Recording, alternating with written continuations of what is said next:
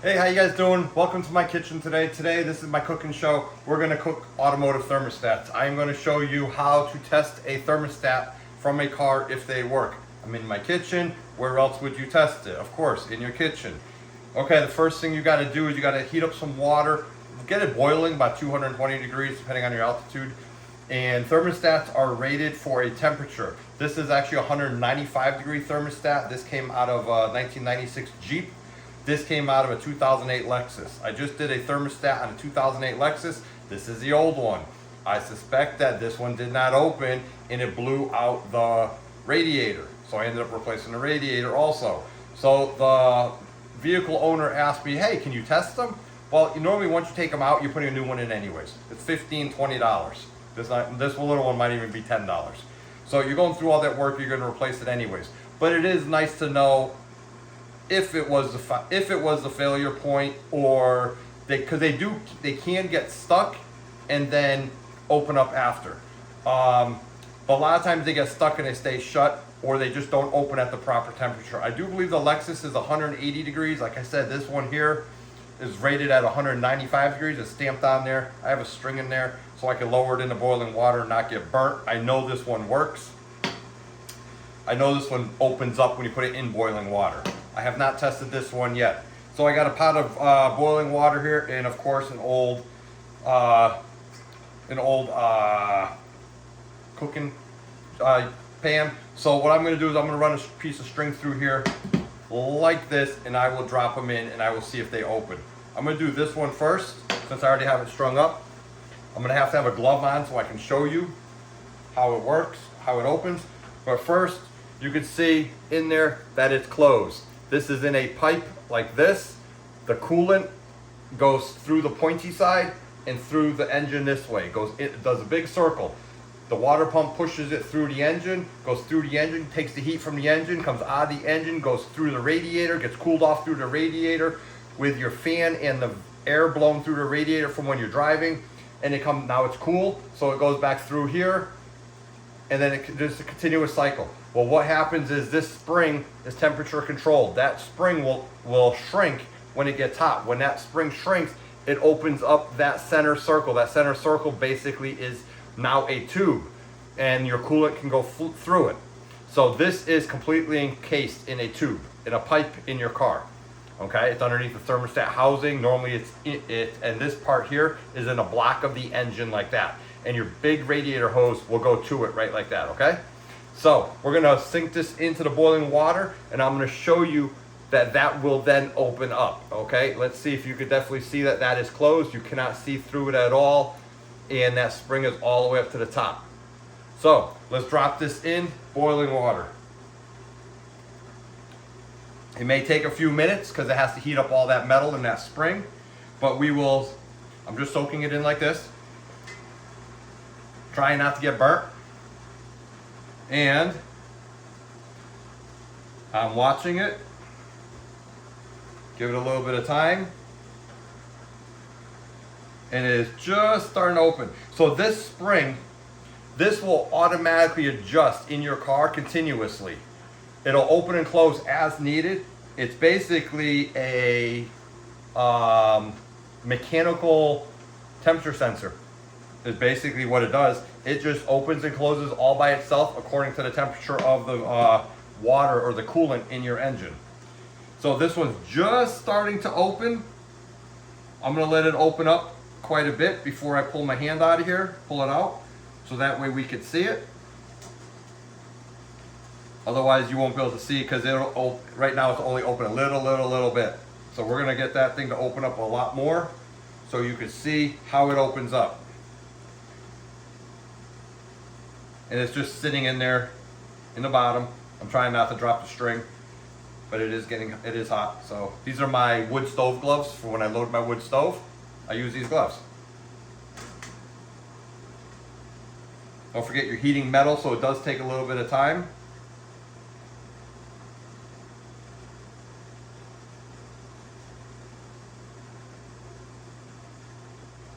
And it's about 1/8 of an inch open, not enough for you really to see on the camera. So I'm going to let it sit there a little bit longer. There it goes. Now it's going. Once it starts opening, it really starts opening. Yep. Now it's like a good 1/8 inch going on to a quarter probably. I can't see. I'm looking in boiling water. So that's what my visual opinion would be right now.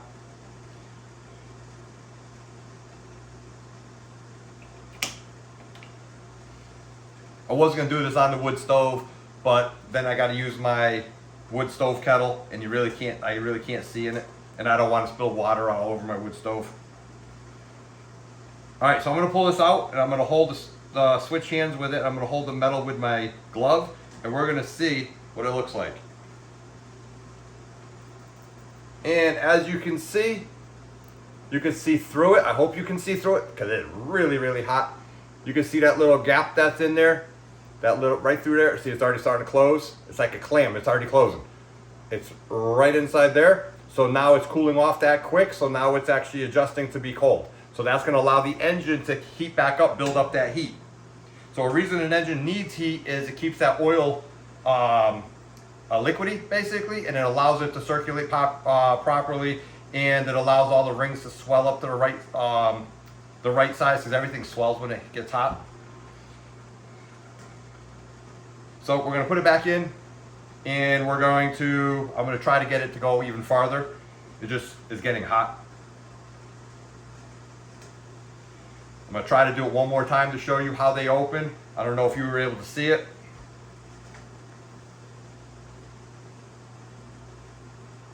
Here, let me bring the camera right over here so you can see what it looks like inside the pot. So I brought you right up onto it, right on the stove. So now I'm gonna pull this one back out, and I'm gonna try to show you a little bit closer, okay? So I'm gonna switch hands, and I'm gonna be over the stove, so I gotta go quick. But you can see that there's a gap there. You can look right, you can kind of see right in that corner, up in that area right there, there's a gap, and you're gonna watch it close. Let's see. See that little line through there? There you go. Right up at the top of the screen there. See that little gap? Now it's gonna start closing. As this cools off, that little thermostat, that little spring is going to get cold, and it's gonna expand. And little by little, that gap is getting smaller and smaller. See that gap? I'll hold it here, and we'll try to wait till we can't see through it anymore. Sorry, it's on the top of the screen, but oh, there it goes. Yep, there it is, that very little bit now. Okay. I'm trying to turn it so you can see the white countertop behind it there. There we go. Top of the screen. So it's going ever so slowly, but that's how it's supposed to do. It's not supposed to go fast. Because don't forget, this is metal, and as the metal cools off, it's going to expand, and metal holds heat for a while. And while we're waiting for it to close, you see that arrow, it says up right there, and there's a little hole right there where it says up. If your thermostat is going in, oh, see, it's closing, yep, okay. So if your thermostat is going in a horizontal position like this, there's a little hole up here, oops, sorry. If your thermostat is in a horizontal position like this, there's a little hole right there, and that's for the air, so it doesn't get vapor locked, and the air to go through, to bleed through from side to side of this thermostat. So you always want to make sure you see up and there's an arrow. All right, well anyways, now you can see that that thermostat is 99% closed, and it's getting even smaller. So if they don't open, your car's going to overheat. If they stay, I've had them even stay open where your car will never warm up. But most of the time they seize shut, and then your car overheats. And then what happened in this Lexus is, what I'm assuming is this stayed shut, the engine overheated, and don't forget the engine's on this side. Let me back you guys out a little bit. Hold on a second, I'm gonna back you guys out a little bit. Okay, so what happens is the engine is on this side, and this is the radiator side. So this is the cool liquid, this is the engine side, which is getting all the heat. Well, what ends up happening is your engine just gets hotter, hotter, hotter, hotter, hotter, and this coolant is supposed to be flowing through this to cool it, and it can't. So your engine overheats, and then it sends off your overheating alarm on your car, and it boils over. And then in this case, it not only boiled over, it actually blew a crack in the aluminum radiator. So, all right, so this is, let's see, yep. See, so you can actually see that it's closed now. So now this thermostat is closed. So that's how a thermostat works. That's the purpose of it. Sorry for the bad quality of the video, the camera work here. But anyways, there's that arrow and the up, right? And then if it's in horizontally, like an old Chevy 350, they're in horizontally. It's the arrow is the point. This point is facing up because the flow is going in this way. Think about it that way. That is the front of a ship, and it's breaking the water, and the water's going around it. And then the water's coming through it and going into the engine to cool off the engine. Okay? So if your thermostat is horizontal, from what I've always seen is it sits like this in the engine. If it is horizontal or this direction here, okay? If it's this direction in the engine, this is the engine side here, and this is the radiator hose side. So, but as you can see, I'm touching it now, and it is completely closed. So, all right, so let's test that other one from the Lexus. This is 195, so this had to get really, really hot. They go all the way down. My Corvette used to run hot, so I put a 160-degree thermostat in that one. That was an old Chevy 350 that I had built up. All right, so we're gonna do this big one, this one. And this one also went in horizontally. And so you see this little doohickey right there, this little, what do you want to call it? Dingleberry? I don't know what the heck you want to call it. But that little thing right there, that faces up also. So this is the engine side. My glove is the engine side. And this is housing. This is a thermostat housing. It's aluminum housing. Then the hose connects to that. So that would face up. And this part would be inside the engine. So this is a lot bigger thermostat, but I do believe it's a lower temperature. So we're going to drop this into boiling water, and we're going to see if we can get this to open. The opening should be, you should be able to see that a lot easier because it's bigger. The opening should be right here. So let's get this in there and see what happens.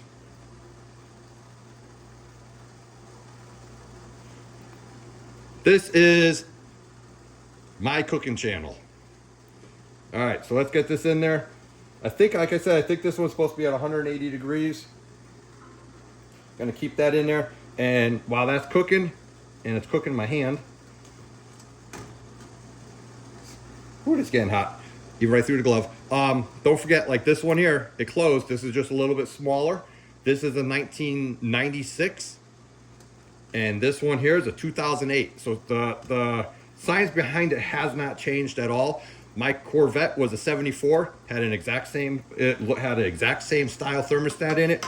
So it just has to do, it's a fail-proof design, so that's why they still use it.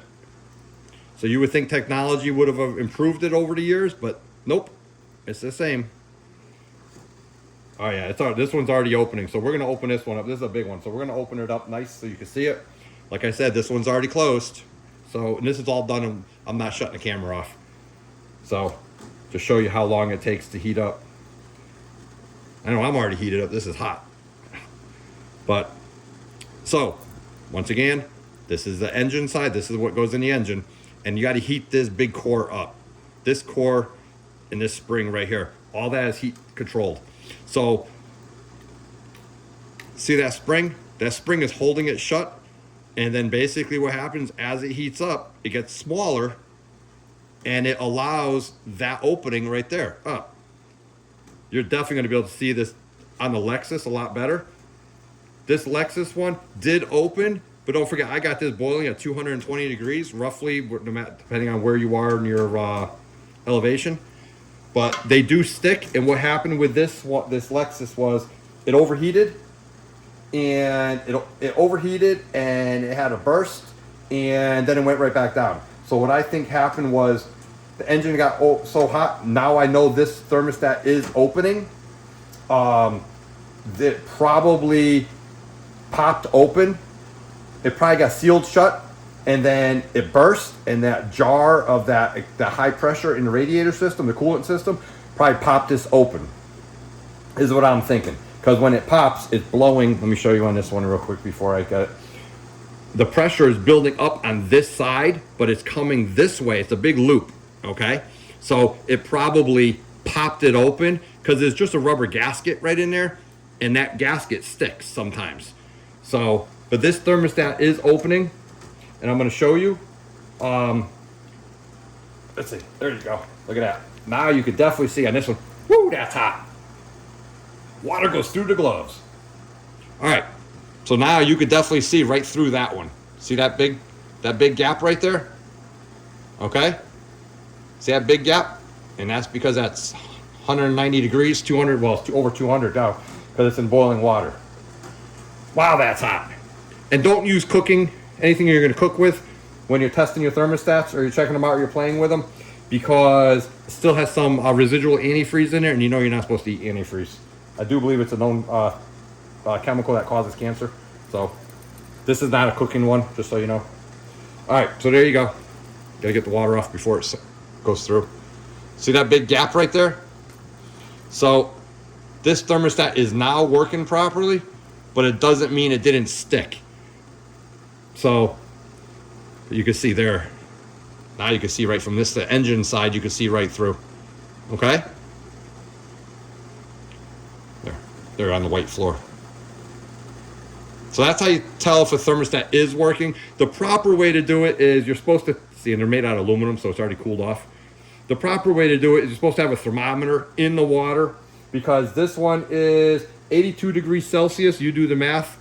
I am not going to do the math, but it's 82 degrees Celsius. It's stamped right there. Obviously, it's a Toyota engine. So once this water hits 82 degrees Celsius, this is supposed to open. And I don't have a thermostat. I just want to get it to open to show you. Oh, look, it's already closing. That quick, it closed.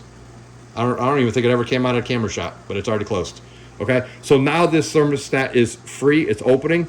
But like I said, you replace them. Once you get to it, to get them out, you replace them. And my personal opinion, I've gone through these enough where I know they're stuck, and that's why it burst. And then all of a sudden, he was able to drive the vehicle for a week after, and it never overheated. The reason it didn't overheat is because this thermostat probably was working again.